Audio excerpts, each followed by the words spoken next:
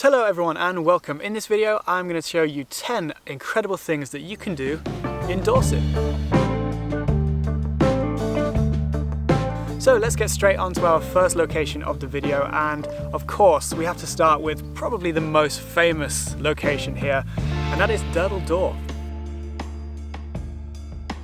So I'm sure you've seen this before somewhere. This iconic rock archway was formed around 140 million years ago, being gradually eroded away by the sea. When you visit, make sure to get this view from the cliffs above before heading down the stairs to admire it from the beach down below. And if you want a great alternative beach to Durdle Door Beach, you can also check out Man o' War Beach, which is the next door neighbour to Durdle Door Beach. As you're walking down the stairs, you can either turn left to Man o' War or right to Durdle Door, so pick your favourite. Now from Durdle Door there is actually a walk you can do across the tops of these cliffs, which is just full of incredible coastal scenery, and it was one of my favourite things we did, so I definitely suggest it if you fancy a little adventure. The walk takes around 45 minutes and it's relatively easy, and at the end of it you will arrive at this.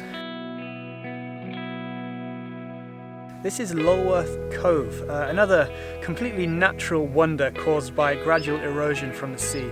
In fact, during your walk here, you will also pass this, which is known as Stair Hole. And this is often called the little brother of Lulworth Cove, because this is how Lulworth Cove would have looked many years ago. And one day, if it eats all of its fruits and vegetables, it can grow up to be as big as Lulworth Cove eventually. The coastlines of Dorset really are some of the best that I have seen in England so far, and I think the history behind them makes them even better. After all, it's not called the Jurassic Coast for nothing, but because the cliffs here contain many fossils dating back to the Jurassic period. Okay, so now let's go on to our next stop, and we're heading a little bit east along the coast for this one. These are the Old Harry Rocks. There's a short 1 mile coastal walk from the nearest car park to get here, and when you reach these rocks, if you're anything like me, your jaw will drop when you peer over the cliffs for the first time and see them. So you're sure you don't want to walk there? I don't want to walk there, no. Wait, look at how thin it looks. These are actually famously Ellie's favourite location in all of England. Isn't that right, Ellie? She can't be in the video, unfortunately. She is entitled to the role of camera woman today, so.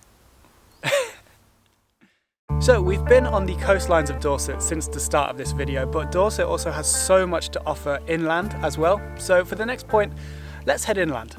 And this is the Blue Pool, a completely hidden paradise with more walking routes than you could ever want around it. The scenery at the Blue Pool was just amazing, and it was so peaceful. It's just kind of a perfect place to have a break from the stresses of daily life and just have a walk around some great scenery. I also think that not many people know about this one, so it's a little bit of a hidden gem in my opinion, of which I have a few hidden gems in this video sprinkled in amongst the famous attractions of Dorset. So let's now go right to the top of Dorset to a very small picturesque village called Shaftesbury.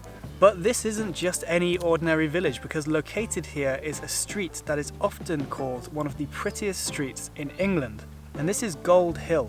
And I think we can all agree the view from here is astounding.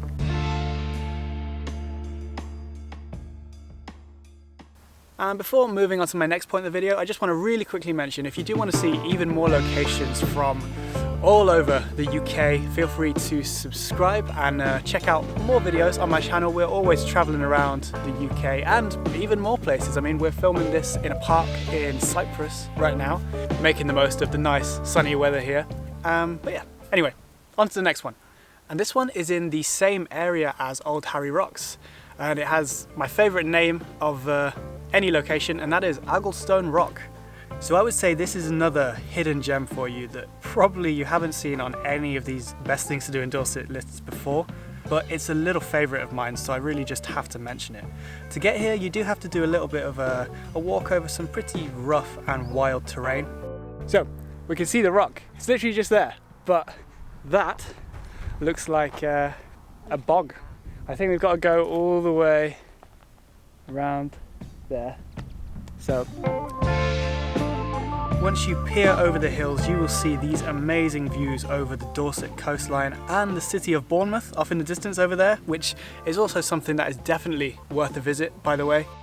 So located just a 10-minute drive from Agglestone Rock is our next location. And I know what you're thinking, how is this an Alex Travels video and he hasn't mentioned any castles yet? Well, don't worry, because I have a castle here and this one is one of my favourites. This is Corfe Castle. And this castle dates back to the 11th century and it was built by William the Conqueror. The views from this castle over the Dorset countryside are just incredible. So after visiting this castle, make sure you climb up this hill that is right next to it for what I would say is the best view over this castle that you can get, and I think not many people know about this. Right now we're walking up a hill. Corfe Castle's right over there. Ellie's enjoying herself because she loves walks. Yes, I love walking after eating a scone. Yeah.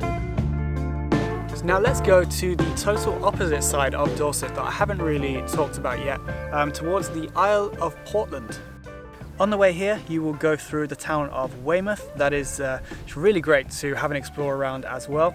You'll also go past Chesil Beach, another bit of a unique hidden gem because it's a kind of a double-sided beach.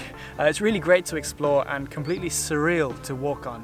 You kind of feel like you're on another planet a little bit, and definitely worth a stop off on your way to the Isle of Portland. And once you get onto the Isle, you can go all the way to the southernmost tip to this, which is Portland Bill Lighthouse.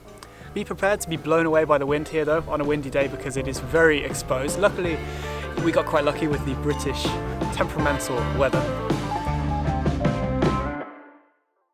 So we're now getting towards the end of the video and I have one location left, and this one we actually discovered completely by accident when we were searching for something else that we couldn't find, and we just stumbled across this. And I feel like sometimes you have to get lost to find the best locations, and this is a perfect example of that. Obviously, if you're in Dorset, you're near the Jurassic Coast, and so we have to have something dinosaur related, right? And these are the Spyway dinosaur footprints. Made over 145 million years ago by brachiosaurs. They are in the middle of nowhere, and it was kind of like a step back in time and into the unique history of this area of England. That's big, isn't it?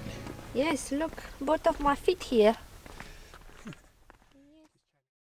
And so with that summarizes the video. I really hope you found this useful and entertaining as well. And if you're planning to go to Dorset soon, enjoy your trip, because it's an amazing place, really one of my favourite parts of England. Obviously, Dorset is a massive place, and so it's impossible to fit absolutely everything there is to do in just a short 10-minute video. So if you do think I missed anything off the list, please feel free to write it down in the comments below. That way we can all share ideas. As I said earlier, feel free to subscribe if you did enjoy this video, and check out some others from all over. I will see you in the next video, and goodbye.